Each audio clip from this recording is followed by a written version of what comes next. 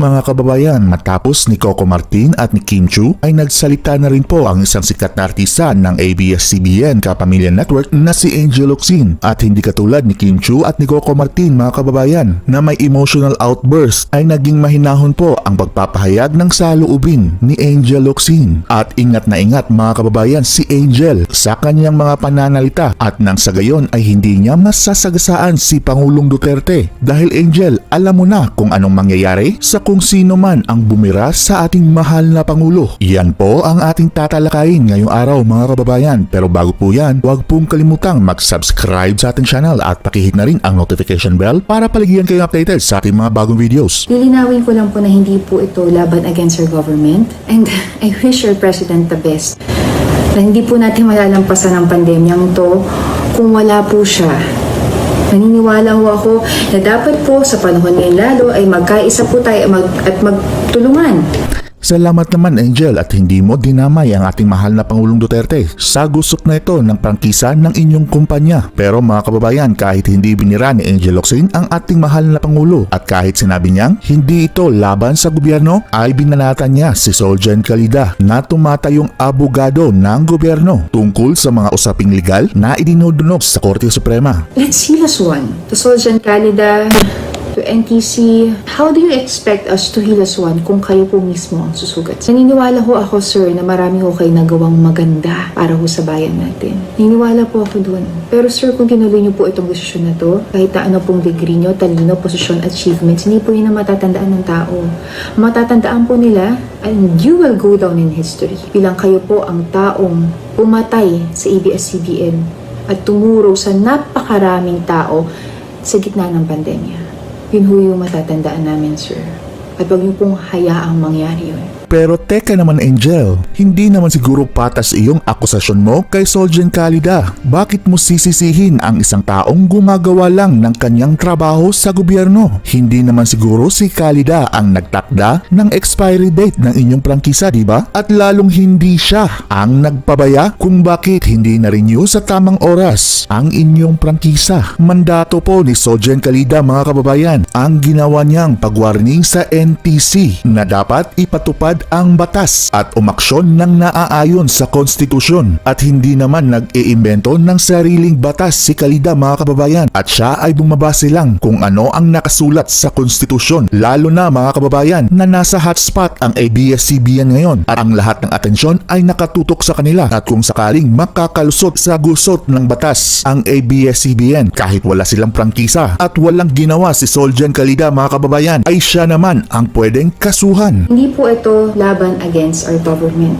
Lilinawin ko lang po ulit. Ang nilalaban ko po dito ay ang mabigyan po ng extension ang prangkisa ng ABS-CBN. Kagaya ho ng pagbigay rin po ng extension sa ibang kumpanya na nag-expire po ang kanilang prangkisa, pero na-extend po para po dinggin ng Kongreso ang kanilang mga kaso. Yun lamang po. Nilalaban ko lang po kung anong tingin ko pong patas, kung anong pantay-pantay, dahil naniniwala rin po ako dyan. Sang-ayon kami Angel sa sinabi mong marahil hindi patas ang NTC kung totoo man ang sinabi mong may nakalusot na ibang kumpanya na nakapag-operate kahit hindi pa nabigyan ng panibagong prangkisa, at ang pagpayag na ito ng NTC sa mga kumpanyang iyon na makapag-operate ay isang maliwanag na paglabag sa saligang batas. Pero hindi ibig sabihin Angel na para maging patas ang batas ay palulusutin na rin kayo at ipagpapatuloy ang inyong pag-broadcast kahit wala pang panibagong prangkisa, dahil pinayagan naman ang iba na isang malinaw na paglabag sa konstitusyon. Hindi ganyan Angel ang pagiging patas. Ang pagiging patas ay susunod ka sa batas. Ang tamang panawagan Angel Locsin ay dapat ipasarado rin yung mga kumpanyang nabigyan ng extension ng pag-broadcast kahit walang panibagong prangkisa, at isara rin sila. Yan po ang patas. Patas kayong sumunod sa batas at hindi patas na lumabag sa batas. At asahan mo Angel na magkakaroon ng investigasyon ang ating gobyerno rito, at kung sino man ang nakalusot ay mananagot, at kung mapatunayan ang mga aligasyong ito at may kinalaman ng NTC sa paglabag na ito ay haharap rin sila sila sa mga kaso. Yan ang patas, Angel. Kung gusto mo ng patas, ay dapat hindi mo nalalabag ang batas. Sana po mabigyan po ng araw sa Congress ang ABS-CBN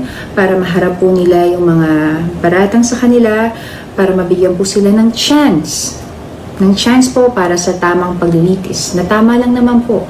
Mga ma'am at sir, we are not asking for VIP treatment. Hindi po yun. We are asking for a fair chance na yun naman po ang gusto ng Kongreso, na yun naman po ang gusto ng Senado, na tamang oras para sa tamang paglilitis. Natumbok mo rin, Angel, ang totoong solusyon ng problema nyo at dapat ganito ang panawagan ng kasamahan nyo sa ABS-CBN na hilingin sa Congress na dinggin na ang kanilang hearing sa kanilang prangkisa at hindi iyong mga pang-aakusa sa ating mahal na Pangulong Duterte na kesyo may kinalaman siya sa pagsasara ng ABS-CBN o hindi ba kaya ang paninisi kay Solgen Calida na ginawa lang ang kanyang mandato bilang abogado ng gobyerno at gusto lang mapatupad ng tama ang batas. Ewan ko ba mga kababayan kung bakit tila napakahirap para sa ilang mga artista ng ABS-CBN na intindihin na prangkisa ang problema at ang solusyon rin ay prangkisa at walang kinalaman rito ang ating Pangulo sa pagkaka-expire ng prangkisa nyo. Tila kasi inililihis ng mga ito mga kababayan ang usapan at ginamit ang isyong ito para birahin ang ating Pangulo. Ganyan mga kababayan kung hahaluan mo ng politika ang inyong kumpanya katulad nitong ABS-CBN na kung tutuusin sila naman talaga ang dapat sisihin dahil naging pabaya sila sa pagre-renew ng kanilang prangkisa. Kung sakali po mapatunayan na mayroon pong pagkakasala ang ABS-CBN, tama po kayo. Ang batas ay batas na dapat pong sundin. Kung mayroon pong pagkakamali, ayusin. Kung sino man nagkasala, parusahan. Tama ka dyan sa sinabi mo, Angel, at naway marinig iyan ng inyong mga bossing dyan sa ABS-CBN. Samantala mga kababayan, makinig po tayo kay Chief Legal Counsel Salvador Panelo.